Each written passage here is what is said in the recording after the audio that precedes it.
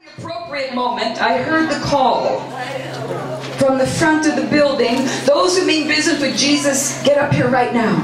So I was the first one to the front. I ran all the way. It was a very large room because it was in some big hall there on the, where they have crusades. I don't know, in the fairgrounds. And I ran up to the front and everyone was shocked. All the believers were in disbelief.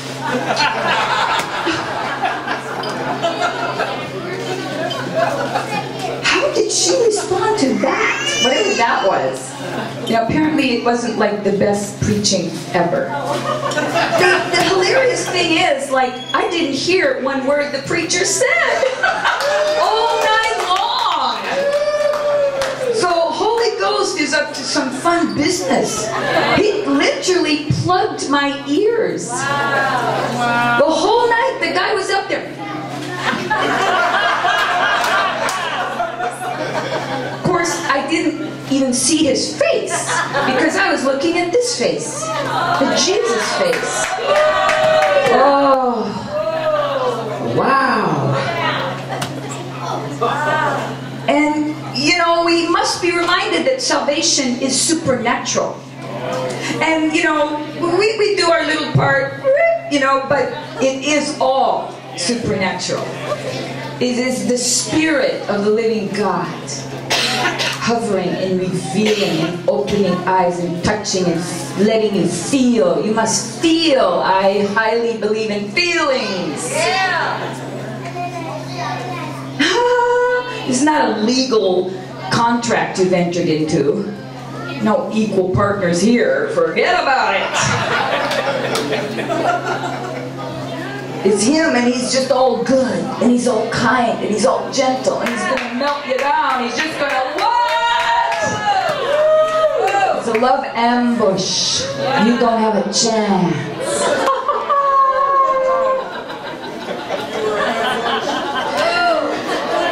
Stubbornness just goes. Stiff neck just goes. Pain in the neck. Hard heart just goes. It just disappears. It dissolves in His presence. Manifest your presence, Father. Sorry.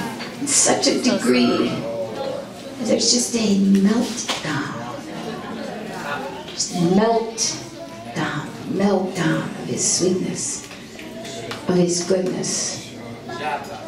So I'm pretty sure I was saved even before I made it to the front. I'm pretty sure because I'm wow.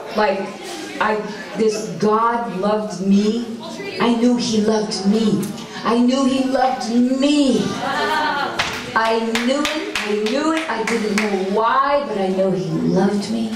And I said, whatever they tell me to do, I'll do. So I'm waiting. It's should I stand on top of the chair? Should I jump up and down? Should I do a cartwheel or what? I'll do. Just tell me what to do. I'll do it. Yeah, and that's when I heard the call came. If you mean business with Jesus, you run up and come up here. That's why I ran faster than anybody. Yeah, I was the prize of the night. I was the big fish they were waiting for. I don't know how many other, fish needed to be reeled in that night, but I was the catch that night. I was the catch that night. And so it happened not too far from here. And then a short while later, they told me, a week later, they said, go worship Him now. And I go, okay, what does that mean? And so I went and I got on a bicycle and I drove around the countryside outside of Santa Rosa, California. Probably now it's full of houses. Yeah, I'm sure. It's prime real estate.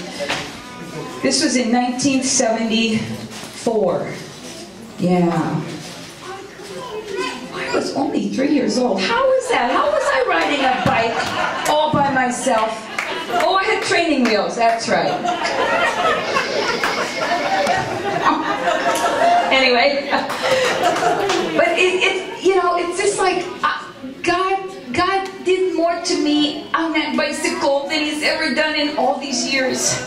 And I still think to this experience, it wasn't an experience, it was living God going through me, through my body.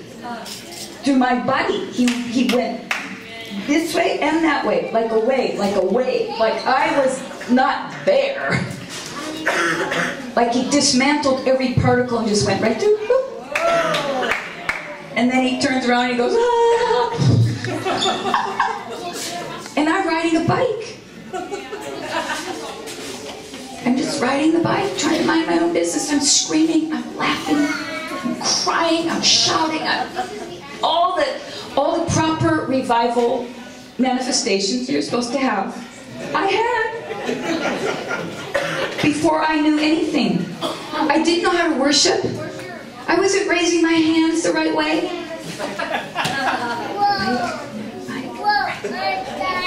Didn't know the popular songs, didn't know what to do, had no theological grid for what was happening to me. Nothing. You don't have to know anything. You have to know nothing. Know nothing. Wow. And you enter into this relationship with this God who's just, he's over the top. He's just over the top. And somehow in these last 20-some years, we came to our senses and realized that the gospel was not about us.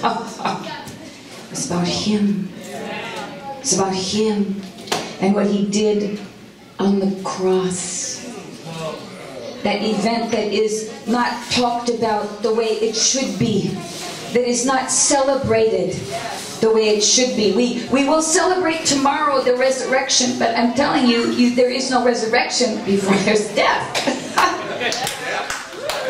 And many believers have the difficulty of connecting themselves with this resurrected Christ. The resurrected Christ. They can't, it's hard to picture. They see, He did say, follow me. I'm following. Slow down. Slow down.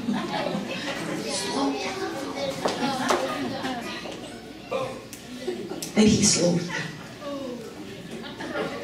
He slows down. And then you're like, Lord, I'm praying, but you're not answering my prayers. Can you hurry it up here? I've been praying for this thing for 15 years. He goes, well, you told me to slow down.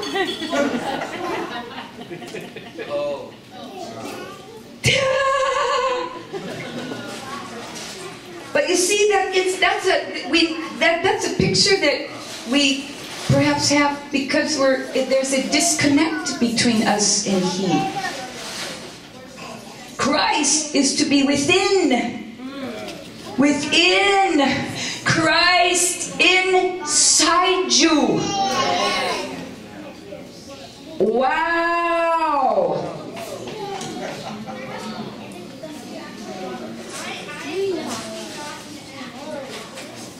Christ in you.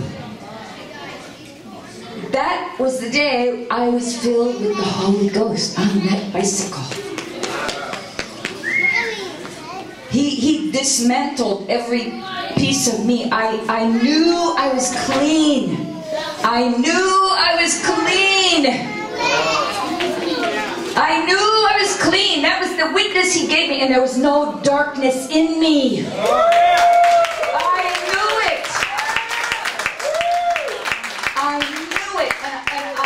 I was 1 week old in the Lord, and I waited. I went back. I was under I was awestruck. It was awe and terror, and I was just like, didn't have words to describe what happened. And I'm waiting for my lovely comrades to just talk to me about this thing that just happened to me. Certainly they know, because I'm the new one. I'm the fresh catch of the day. So I'm like waiting. wow. I kept waiting and waiting. I kept waiting, and I didn't really share that experience. I didn't know what to do with it. I just had to keep it like a secret, private. I was like, wow, how come, man, I want to talk about this, but how come they aren't? I need to, whoa. You know, but I'm the young one, you know what I mean? And I submitted myself under whatever it was going on. And there you go. Anyway, let's go fast forward. God had to raise me from the dead. That's all I can say. God, there was no, God had no other choice. He had no other choice, he had no other option. She's dead. Shall I leave her there? What shall we do? This is a problem. He had a problem with me. I was dead. Dead. Again. Against my will. I ended up in another meeting. This time it was called a revival meeting. I was so mad. I was so mad.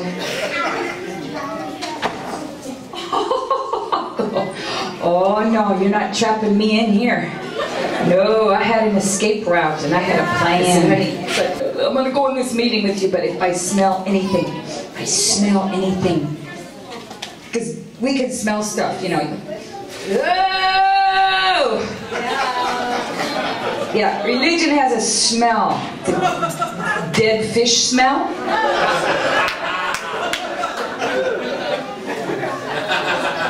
So I was determined, because I said, I am not playing a game. And I said, hey, you are going to be so sorry, because I'm going to the nearest mall.